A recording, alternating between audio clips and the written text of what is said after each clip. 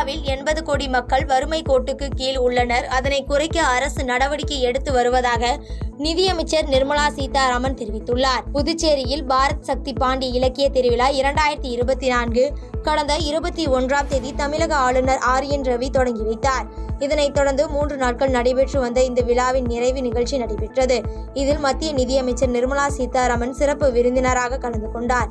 இதில் பேசிய அவர், வரி தொடர்பாக என்னிடம் இன்னும் 7 நாட்களுக்கு பேச வேண்டாம் என்றும், இல்லை என்றால் என்னிடம் மன்னிப்பு கேட்டதாக தோற்றத்தை உருவாக்கி விடுவார்கள் என்றார்.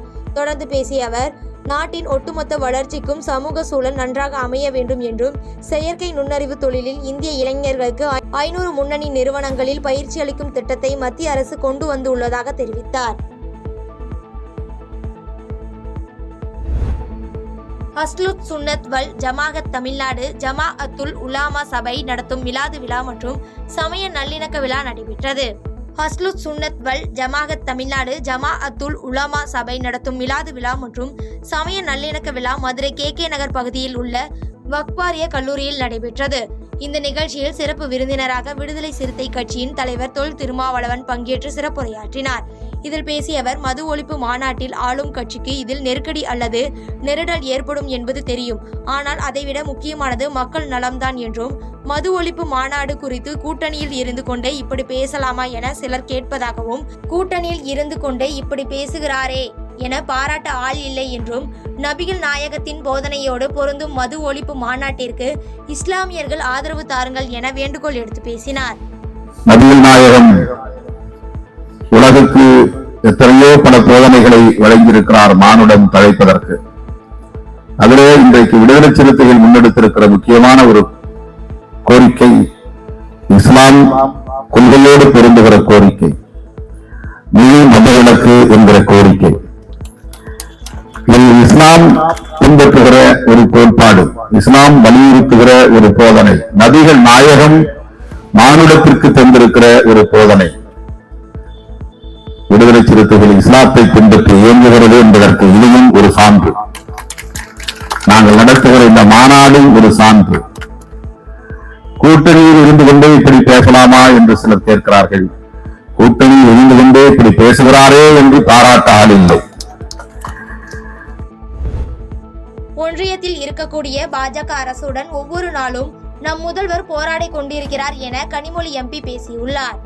தூத்துக்குடி மாவட்டம் விளாத்திக்குளம் சட்டமன்ற தொகுதிக்குட்பட்ட கருப்பூர், கடலையூர், எட்டயபுரம், பசுவந்தனை உள்ளிட்ட பகுதிகளில் நாடாளுமன்ற தேர்தலில் கனிமொழி வாக்கு அளித்த வாக்காளர்களுக்கு நன்றி தெரிவித்தல் நிகழ்ச்சி நடைபெற்றது. இந்நிகழ்வில் கனிமொழி MP, அமைச்சர் கீதா ஜீவன், சட்டமன்ற உறுப்பினர் மார்க்கண்டேயன், மேயர் ஜெகன் பெரியசாமி உள்ளிட்டோர் கலந்து கொண்டு வாக்காளர்களுக்கு நன்றி தெரிவித்தனர். இந்நிகழ்ச்சியில் கனிமொழி MP பேசுகையில், தமிழ்நாட்டின் உரிமைகளுக்கும் தமிழ்நாட்டுக்கு வர வேண்டிய திட்டங்களுக்காகவும் ஒன்றியத்தில் இருக்கக்கூடிய பாஜக அரசுடன் ஒவ்வொரு நாளும் நம் முதல்வர் போராடி கொண்டிருக்கிறார் என பேசியுள்ளார். நம்முடைய முதலமைச்சர் அவர்கள் சமீபத்திலே அமெரிக்கா சென்று அங்கே இருக்கக்கூடிய தொழிலதிபர்களை எல்லாம் சந்தித்து நம்முடைய மாநிலத்திலே, தமிழ்நாட்டிலே வந்து அவர்கள் தொழில் தொடங்க வேண்டும், வேலை வாய்ப்புகளை உருவாக்க வேண்டும் என்று அந்த பயணத்தின் வழியாக வலியுறுத்தி பல்வேறு முதலீடுகளை தமிழ்நாட்டிற்காக பெற்று வந்திருக்கிறார்கள். அது மட்டும் இல்லாமல் ஒவ்வொரு நாளும் பல்வேறு திட்டங்களை தமிழ் மக்களுக்காக, தமிழ்நாட்டு மக்களுக்காக உருவாக்கி வழங்கி கொண்டிருக்கிறார்கள். உங்களுக்கே தெரியும், நீண்ட நாளாக தமிழ்நாட்டிலே மதிய உணவு திட்டம் தலைவர் கலைஞரின் ஆட்சியிலே அது உண்மையான சத்துணவு திட்டமாக முட்டையெல்லாம் வழங்கப்பட்டு மாற்றப்பட்டது. இப்பொழுது நம்முடைய முதலமைச்சர் அவர்களின் ஆட்சியிலே காலை உணவு திட்டம், ஏன்னா பிள்ளைங்க மதியம் வரைக்கும் பசியோடு கொண்டு வந்திருக்கக்கூடிய முதலமைச்சர் நம்முடைய முதலமைச்சர் அண்ணன் தளபதி அவர்கள். கஞ்சா போதையால் கல்லூரி மாணவர்கள் அடிமையாகி நடுத்தெருவில் நிற்பதற்கு தமிழக முதல்வர் ஸ்டாலின் தான் காரணம் என முன்னாள் அமைச்சர் KP அன்பழகன் குற்றம் சாட்டி பேசியுள்ளார்.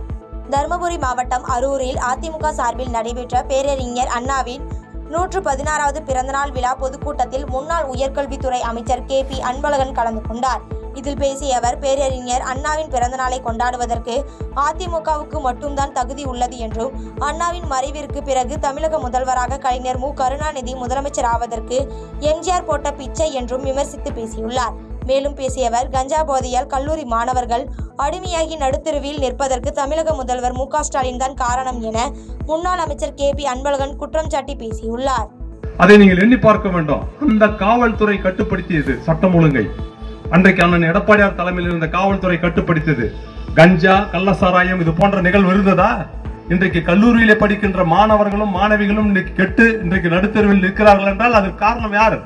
இன்றைக்கு முதலமைச்சராக கூடிய மு க ஸ்டாலின் தான் என்று நான் இந்த நேரத்தில் கோடிட்டு காட்ட விரும்புகிறேன். தமிழ்நாடு நெடுஞ்சாலைத்துறை சாலை ஆய்வாளர்கள் சங்கத்தின் நிகழ்ச்சியில் விசிக தலைவர் தொல் திருமாவளவன் கலந்து கொண்டு சிறப்புரையாற்றினார். விருதுநகரில் தமிழ்நாடு நெடுஞ்சாலைத்துறை சாலை ஆய்வாளர்கள் சங்கத்தின் நிகழ்ச்சியில் சிறப்பு அழைப்பாளராக விசிக தலைவர் தொல் திருமாவளவன் கலந்து கொண்டு சிறப்புரையாற்றினார். அதற்கு முன்னதாக செய்தியாளர்களை சந்தித்த அவர், அக்டோபர் 2ஆம் தேதி விசிகாவின் மகளிர் மாநாடு உளுந்தூர்பேட்டையில் நடைபெற உள்ளதாகவும், தமிழ்நாடு அரசுக்கும் இந்திய அரசுக்கும் சமகாலத்தில் முக்கியமான 2 கோரிக்கைகளை வலியுறுத்துவதாக தெரிவித்தார். தொடர்ந்து பேசிய அவர், தமிழக அரசும் மதுவிலக்கு கொள்கையை முழுமையாக அமல்படுத்த வேண்டும் என்று வலியுறுத்துவதாகவும், இந்த மாநாட்டில் லட்சக்கணக்கான பெண்கள் பங்கேற்க உள்ளதாகவும் தெரிவித்தார். மதுவிலக்கு ஆலோசனை குழு 1954 அமைக்கப்பட்டு அந்த குழு ஏராளமான பரிந்துரைகளை வழங்கியிருக்கிறது. இந்திய ஒன்றிய அரசே மதுவிலக்கு தொடர்பான தேசிய கொள்கையை வரையறுத்து தனி சட்டம் ஒன்றை இயற்ற வேண்டும் என்று அந்த குழு பரிந்துரைத்திருக்கிறது. அதன் அடிப்படையில் தான் இந்திய ஒன்றிய அரசுக்கும் நாங்கள் கோரிக்கையை முன்வைக்கிறோம். தமிழ்நாடு அரசும் மதுவிலக்கை முழுமையாக நடைமுறைப்படுத்த வேண்டும் என்று வலியுறுத்துகிறோம்.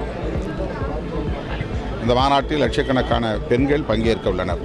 பாதகம் செய்பவரை கண்டால் நாம் பயங்கொள்ளலாகாது பாப்பா, மோதி மிதித்து விடு பாப்பா, அவர் முகத்தில் உமிழ்ந்து விடு பாப்பா.